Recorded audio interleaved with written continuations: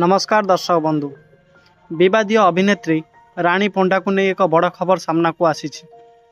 किछि दिन हे से सोशल मीडिया रे अनेक वीडियो अपलोड कर से खराब भाषा रे गाड़ी गुलज करुले, जहाँ नहीं खूब चर्चा करा जायछि।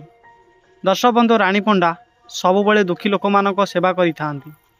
निजे असुविधा थाई मध्य अन्य लोकों मुहरे हस फुटैछंती। हेले एथिपाई तांको अनेक कथा सुनिबाकू मिलिछि। एथिरे से रागी जाई खराब भाषा प्रयोग भी करती। सूचना अनुसार गतकाली विवादीय अभिनेत्री रानी पंडा तांको सोशल मीडिया अकाउंट रे एक वीडियो पोस्ट करथिले। एथिरे से सारा ओडिशावासी को क्षमा मध्य मागिथिले। लोकंकर तांको प्रति भल पाइबा पई से निजे कांदी पकाइथिले।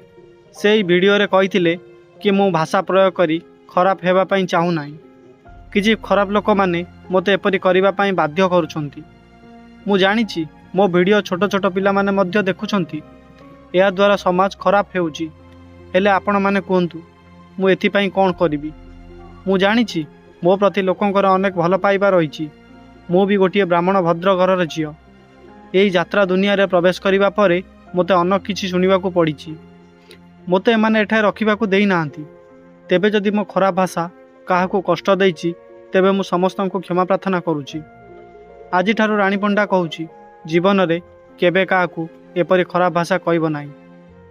तांकर एही कथा सुनी तांको प्रशंसक माने बहुत खुशी होई जांती।